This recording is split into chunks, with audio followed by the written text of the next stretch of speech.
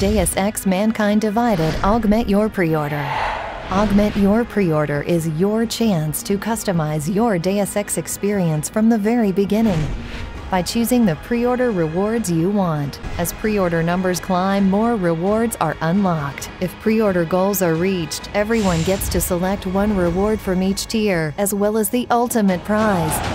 Deus Ex Mankind Divided, released 4 days early.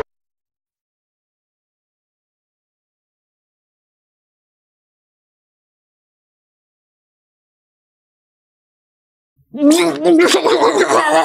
bugger my beans if there's no finer example of the ludicrous extremes pre-order culture has gotten to than Deus Ex Mankind Divided's grotesque Augment Your Pre-order sham. A pre-order pyramid scheme of decadent proportions. It's an insult not only to the game itself, but to anybody invested enough in the series who might be tempted to be suckered into it. It's an absolute cocking disgrace, is what it is. To really appreciate how gross the whole thing is, we need to go back and examine why pre-order culture itself is such a toxic detriment to the video game industry. Now, unlike some of my peers in the industry like, say, Total Biscuit, I'm not 100% against pre-orders in every single case. Certain collector's editions, limited runs, say you're a reviewer blacklisted by Konami and want to get a certain game preloaded to have more time, there are circumstances and reasons why pre-orders can make sense. Does it make sense for big AAA games that will be ubiquitous and impossible to not find in any store at launch and the months following? No, not really.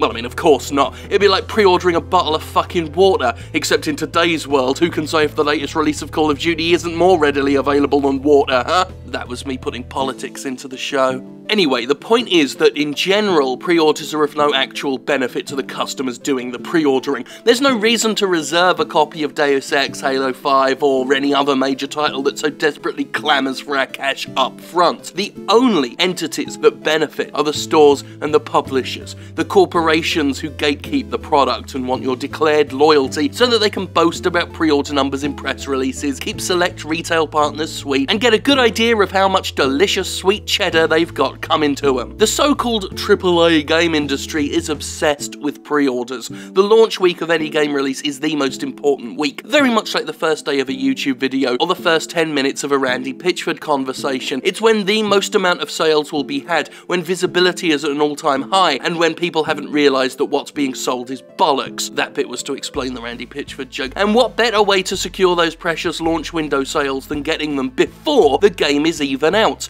It's also a psychological trick, getting customers invested in a product before it's hit shelves, a financial stake in the game, and an imperative, therefore, to be more excited for it and defensive of it. Pre-order culture and hype culture are therefore inextricably linked, and the irrational levels of hype this industry now suffers from are thanks in no small part to the aforementioned desperation for pre-launch sales. I lay the blame for incidents like Watch Dogs squarely at the feet of pre-order obsessions. Games that use doctored screenshots or vastly upscaled trailer graphics in order to whip up excitement through dishonest means and therefore square away those GameStop reservations. The amount of lies and manipulation seen in the AAA space, be it Colonial Marines' unapologetically dishonest presentation or infamous Second Son's less than promised visual quality, go hand in hand with that need to froth up the giddy masses. It's made painfully obvious when a game's announcement comes hand in hand with the pre-order clamouring. Games like Arkham Knight and Far Cry 4 now reveal their pre-order DLC at the exact same time as the games themselves are announced, revealing the true motivations of the companies behind them. In the case of Far Cry 4, I actually saw an ad for the pre-order bonus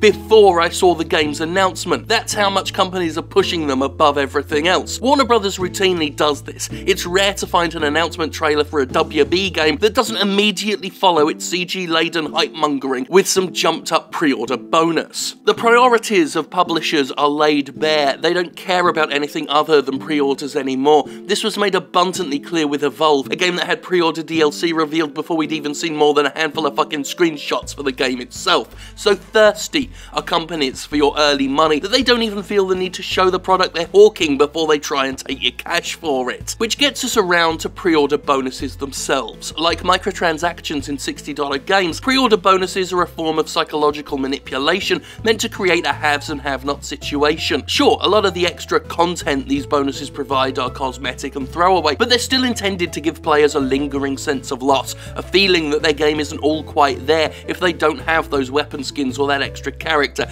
And it's kind of true, the game isn't complete because it is, by the very design of it, missing some content. Now this is made especially audacious with games that offer even more stuff, such as the Arkham series need to offer entire extra gameplay as bonuses, or Alien Isolation squirreling away substantial sub-story chapters for early adopters. More and more, pre-order culture is encouraging publishers to saw little bits of the game away, not just to sell as DLC data, but to bait the hooks for the benefit of Best Buy and GameStop, and of course themselves. And this is to say nothing of retail exclusive DLC, a practice that has died off a little in recent years, and thank fuck for that. If you wanted any clearer picture of how little pre-order culture is about the actual pre-orderers, there is a fine one in the sight of publishers divvying up content like the spoils of war and tossing it at Best Buy, Amazon, GameStop, Walmart and others, making customers have to choose who to buy through, or in the best case scenario for them, hope they reserve a copy at every single store to get the different stuff. And yes, I've heard of people doing that. But shit's only gotten more pathetic since retail exclusives were at their peak. The Season Pass has us pre-ordering fucking DLC itself now, with its own strain of manipulation and mummery to get us to stump up for content we have no way of knowing will be worth the cash. Ludicrous stunts like the Assassin's Creed Unity lottery have happened. Oh yeah, some of us haven't forgotten the spin to win thing, where if you pre-order Unity you get 3 spins a week on a digital lottery machine for a chance to win prizes. Announced almost half a year before the shitting game was out, I might add. Where is the human dignity?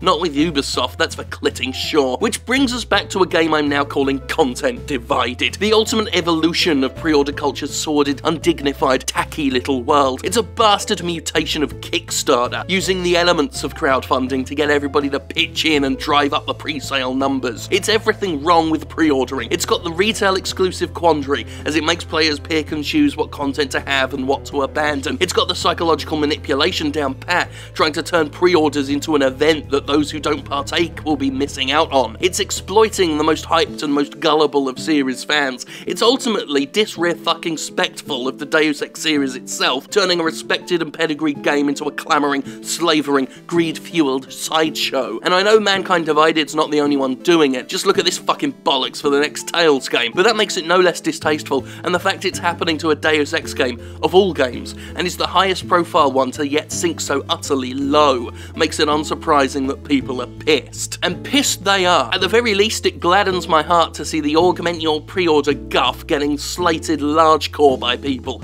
seeing its dislike ratio on YouTube overwhelm the page, seeing people rightfully express how fucking gross this is. Will it stop the industry? Probably not. Will it only get worse, more gauche, less restrained from here? Yeah, maybe. Will people still hungrily augment their pre-orders, jumping through Square Enix's exploitative hoops? Likely. But at least there's some loud fucking backlash, and maybe that can at least be a start to wiping out this fucking stain on the gaming medium. Because make no mistake, while pre-orders themselves may have some contextual utility, the culture around them is a fucking cancer, and it needs to be scooped out without mercy. It affects the games themselves, encouraging dishonesty in a bid to build hype, resentment among players who don't buy into it. It grants retailers and publishers more power than they already have. It overshadows game announcements themselves and diverts resources into creating DLC bonuses. Most importantly, it's a disservice to both the audience and the games themselves, robbing the medium of its dignity and turning an art form into nothing but a nakedly cynical, wretchedly desperate, wholly disgusting embodiment of financial gluttony. So please, I urge you, do not augment your pre-order. Square Enix's hungrily promised trinkets are just not worth the damage its scheme's success will do. I can't think of another entertainment medium that trades itself so much on trust, on faith, on promises, while being so demonstrably untrustworthy, while being so proven to be capable of lying and manipulating. And yet, so many of us still buy into it, so many of us are still part of this pre-order machine, this hype machine that go and put money down up front for games that we have no idea if they're going to be good or not, in an industry that won't ever be honest about the games before before they're out, and even worse, go on to defend those games, defend AAA games from criticisms and any complaints that people might have, and people who can't just show a little restraint and a little patience and just wait to see. Wait for word of mouth, wait for reviews. If you don't trust reviews, wait for YouTube stuff, wait for videos of the stuff, rent it, get a demo, just find some way of quantifying before you give the money. Because if you give the money like before the game's even out, you really are part of a machine that does not give a fuck about you and is only utilizing you like cattle, like some sort of fucking cow for milking, and it's just not on.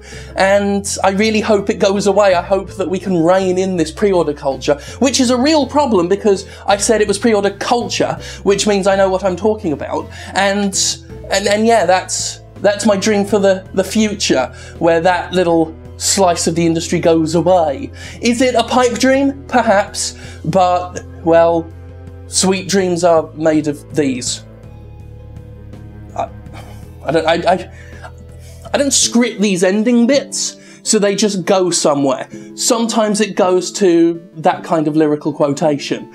So thank God for that, and thank God for me.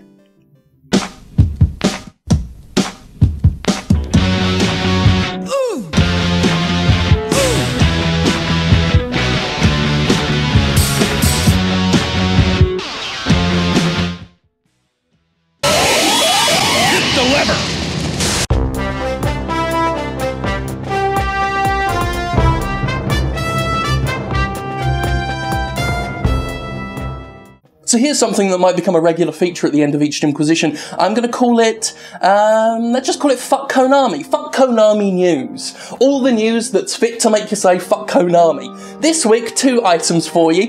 Konami recently hit a copyright takedown strike on, not a YouTube video, on a piece of fan art on Twitter. According to reports, Hideo Kojima retweeted this piece of Metal Gear Solid 5 fan art, and then it was taken down by Twitter due to a DMCA claim by Konami. Fuck Konami. The other bit of content is going to... This is going to be hard to explain because I want to avoid spoilers for Metal Gear Solid 5. But basically, there was some stuff from Metal Gear Solid 5, very important stuff that got cut from the game that's come to light now, that really would have made Metal Gear Solid 5 a much better game. I'm talking like proper Game of the Year material, at least as far as I'm concerned. To get an idea without spoilers, go read my review of it, Metal Gear Solid 5 review on thejimquisition.com. Don't forget the, and then you'll see kind of what the cut content pertains to.